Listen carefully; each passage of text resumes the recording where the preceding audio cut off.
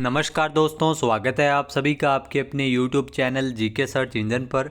तो दोस्तों, आज के इस वीडियो में हम बात करेंगे राजस्थान आरओ ईओ एग्ज़ाम से रिलेटेड 10 महत्वपूर्ण क्वेश्चन व्याख्या सहित हम चर्चा करने वाले हैं।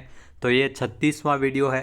PDF फाइल आप वीडियो के डिस्क्रिप्शन बॉक्स के माध्यम से टेलीग्राम चैनल का लिंक आपको वीडियो के डिस्क्रिप्शन बॉक्स में मिल जाएगा। टेलीग्राम चैनल आप ज्वाइन कीजिए, जहाँ पर आपको सारी PDF एक साथ मिल जाती है। तो चलिए स्टार्ट करते हैं। ईओआरओ एग्ज़ाम से रिलेटेड 10 महत्वपूर्ण प्रश्नोत्तरी। पहला प्रश्न है, राजस्थान नगरपालिका अधिनियम 2009 की धारा 3 का संबंध किससे है? तो राजस्थान नगरपालिका अधिनियम 2009 इसकी धारा 3 जो नगर पालिकाओं के परिसीमन से संबंधित है, यानी कि सी ऑप्शन इस क्वेश्चन का बिल्कुल सही है। जी हाँ दोस्तों, राजस्थान नगरपालिका अधिनियम 2009 की धारा 3 इसके माध्यम से राज्य सरकार राजपत्र में अधिसूचना के माध्यम से किसी भी क्षेत्र को नगरपालिका की सीमा में सम्मिलित कर सकती है या हटा सकती है।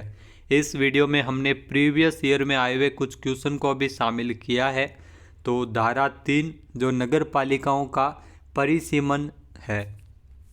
नेक्स्ट है, राजस्थान में नगरपालिकाओं के परिसीमन के संदर्भ में निम्नलिखित कथनों पर विचार कीजिए। तो इसमें राज्य सरकार और आपके सामने 3 कथन दिए गए हैं। राज्य सरकार किसी भी स्थानीय क्षेत्र को नगरपालिका घोषित नहीं कर सकती, पहला कथन है। दूसरा है, किसी भी क्षेत्र को नगरपालिका से अपवर्जित कर सकती है राज्य सरकार। तीसरा है, राज्य सरकार नगरपालिका की सीमाओं में परिवर्तन नहीं कर सकती। तो अगर बात करें तो राज्य सरकार के जो अधिकार क्षेत्र की अगर बात करें तो ये धारा 3 के अंतर्गत, यहाँ दोस्तों धारा 3 के अंतर्गत इसमें पहला जो कथन दिया गया है, किसी भी स्थानीय क्षेत्र को नगरपालिका घोषित नहीं कर सकती राज्य सरकार, तो ये बिल्कुल गलत कथन है, क्योंकि धारा 3 के अनुसार राज्य सरकार किसी भी क्षेत्र को नगरपालिका में सम्मिलित कर सकती है। तो पहला कथन यहाँ पर गलत हो गया। दूसरा है, किसी भी क्षेत्र को नगरपालिका से अपवर्जित कर सकती है, यहाँ हटा सकती है, यहाँ पर यह बिल्कुल सही दिया गया है। राज्य सरकार किसी भी नगरपालिका क्षेत्र को हटा सकती है, अपवर्जित कर सकती है, तो ये बिल्कुल सही कथन है। तीसरा है, नगरपालिका की सीमाओं में परिवर्तन नहीं कर सकती राज्य सरकार, तो ये बिल्कुल गलत है, क्योंकि राज्य सरकार धारा 3 के तहत नगरपालिका की सीमाओं में परिवर्तन कर सकती है। ऐसे सम्मिलित किए गए क्षेत्र में नियत दिवस से 6 माह के भीतर भीतर, ध्यान रखना 6 महीने के भीतर भीतर है वो चुनाव करवाया जाता है। तो इसमें कथन 2 ही सही है। तो दिए गए ऑप्शन में अगर बात करें तो ऑप्शन सी यहाँ पर बिल्कुल सही हो जाएगा। अगला जो क्वेश्चन है, जब किसी स्थानीय क्षेत्र को नगर पालिका घोषित किया जाता है तो कितने समय के भीतर चुनाव कराना अनिवार्य होता है?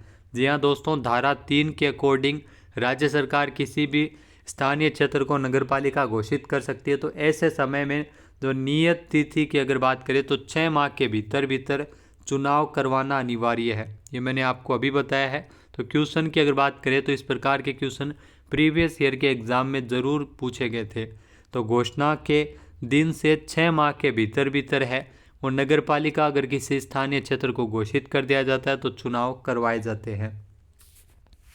अगला क्वेश्चन है, जब किसी एक नगर पालिका को दूसरी नगर पालिका में सम्मिलित किया जाता है तो क्या परिणाम हो सकते हैं? जी हाँ दोस्तों, राजस्थान नगर पालिका अधिनियम 2009 की अगर बात करें तो एक नगर पालिका को अगर दूसरी नगर पालिका में शामिल किया जाता है तो प्रथम नगर पालिका के अध्यक्ष और उपाध्यक्ष, यहाँ जो पहली नगर पालिका है जिसे दूसरी में शामिल किया जाता है, तो पहली नगर पालिका के अध्यक्ष और उपाध्यक्ष और सदस्य को दूसरी नगर पालिका का सदस्य माना जाएगा। जी हाँ, यहाँ पर दूसरी नगर पालिका के सारे सदस्य होंगे, यहाँ अध्यक्ष नहीं रहेंगे, ये आपको ध्यान में रखना है। सदस्य होंगे दूसरी नगर पालिका के, तो ये सदस्य माने जाएंगे। तो सी ऑप्शन इस क्वेश्चन का बिल्कुल सही हो जाएगा। अगला क्वेश्चन है, नगर पालिका के सीमा चिन्हों, जी हाँ सीमा चिन्हों का निर्धारण, सीमा का निर्धारण किसके द्वारा किया जाता है? तो राजस्थान नगर पालिका अधिनियम 2009 के अकॉर्डिंग जो राजस्थान में जो नगर पालिका की सीमा चिन्हों का निर्धारण है वो नगर पालिका के द्वारा किया जाता है। यहाँ दोस्तों, यहाँ पर डी ऑप्शन इसका बिल्कुल सही है। नगर पालिका अपने स्वयं के खर्चे पर सीमा चिन्हों का निर्धारण कर सकेगी और अधिसूचना के माध्यम से अवगत करवाएगी। तो ये कौन सी धारा में आता है, ये आपको कमेंट करके अभी लिखना है कि राजस्थान के नगर पालिका के सीमा चिन्हों का निर्धारण कौन सी धारा के अंतर्गत आता है। ये मैंने पीछे के वीडियो में आपको बताया हुआ है, तो अभी कमेंट कीजिए और इसका आंसर आप कमेंट में दीजिए। नेक्स्ट है, राजस्थान नगर पालिका अधिनियम 2009 की धारा 5 के अनुसार निम्नलिखित में से किस क्षेत्र में नगर पालिका परिषद की स्थापना की जाएगी। यहाँ दोस्तों नगर पालिका परिषद की स्थापना है वो छोटे शहरी क्षेत्रों के लिए यह धारा 5 के अंतर्गत दिया गया है। राजस्थान नगर पालिका अधिनियम 2009 की धारा 5 के अनुसार जो छोटे शहरी क्षेत्रों में नगर पालिका परिषद की स्थापना की जाती है। प्रत्येक लघुत्तर नगरीय क्षेत्र के एक नगर परिषद की स्थापना की जाती है और प्रत्येक संक्रमणशील क्षेत्र में, यह ध्यान रखना, प्रत्येक संक्रमणशील क्षेत्र पर नगर पालिका बोर्ड की स्थापना होती है और बृहत्तरीय नगरीय क्षेत्र में नगर निगम की स्थापना होती है। तो नगर निगम की स्थापना बृहत्तर नगरीय क्षेत्र में की जाती है, संक्रमणशील क्षेत्र में नगर पालिका बोर्ड की स्थापना की जाती है और लघुत्तर नगरीय क्षेत्र में स्थापना की जाती है नगर परिषद की। तो ये धारा 5 के अकॉर्डिंग दिया हुआ है। अगला क्वेश्चन है, नगर पालिका के कार्यकाल की मूल अवधि क्या है यदि इसे राजस्थान नगर पालिका अधिनियम 2009 के प्रावधान के तहत समय से पूर्व भंग न किया जाए। अगर समय से पूर्व भंग न किया जाए तो ऐसी स्थिति में जो मूल अवधि है नगर पालिका के कार्यकाल की वो 5 वर्ष होती है। यानी कि दोस्तों बी ऑप्शन इस क्वेश्चन का बिल्कुल सही है। ये दिया गया है धारा 7 के तहत। यहाँ अगर समय से पूर्व अगर भंग नहीं किया जाए तो धारा 7 के तहत नगर पालिका के कार्यकाल की जो मूल अवधि है वो 5 साल होती है। प्रत्येक नगर पालिका की पदावधि उसकी प्रथम बैठक से, जो पहली बैठक होगी उस प्रथम बैठक से लेकर 5 वर्ष तक पदावधि होगी धारा 7 के अकॉर्डिंग। और अगर उसको विघटित नहीं किया जाए तो ये कंडीशन है, विघटित कर दे तो उस समय ये 5 वर्ष नहीं होगा, लेकिन अगर विघटित नहीं किया जाए तो उस समय धारा 7 के तहत जो नगर पालिका की अवधि है वो 5 साल तक होती है।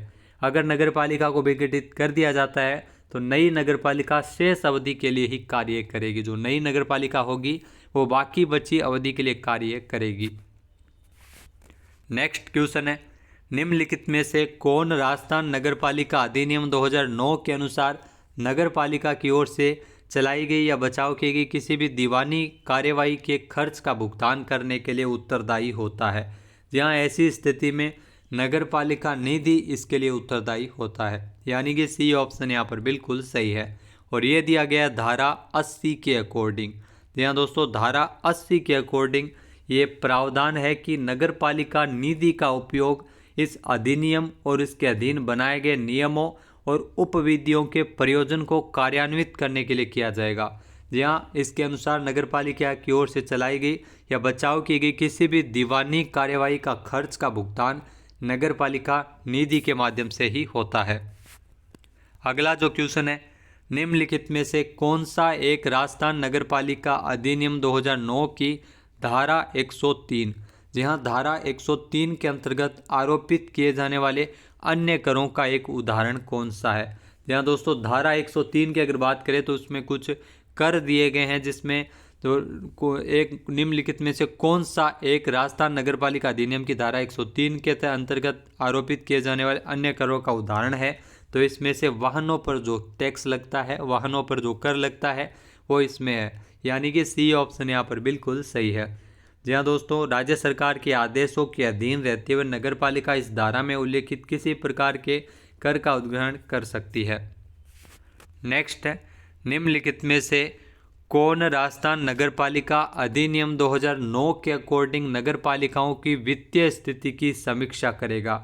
यहाँ दोस्तों नगर पालिकाओं की जो वित्तीय स्थिति की समीक्षा की जाएगी धारा 76 के अकॉर्डिंग। ये ध्यान रखना, वित्तीय स्थिति की समीक्षा है वो धारा 76 के अकॉर्डिंग की जाती है। और ये राजस्थान नगर पालिका अधिनियम 2009 के अनुसार धारा 76 के तहत राज्य वित्त आयोग, यानी कि डी ऑप्शन यहाँ पर बिल्कुल सही है। ये क्वेश्चन जो मैंने आपको अभी करवाए हैं ये पीछे के एग्जाम में ROEO के एग्जाम में पूछे गए थे।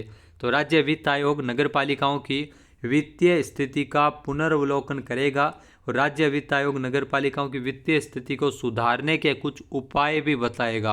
तो दोस्तों ये है 10 महत्वपूर्ण क्वेश्चन जो राजस्थान नगर पालिका अधिनियम 2009 से संबंधित है।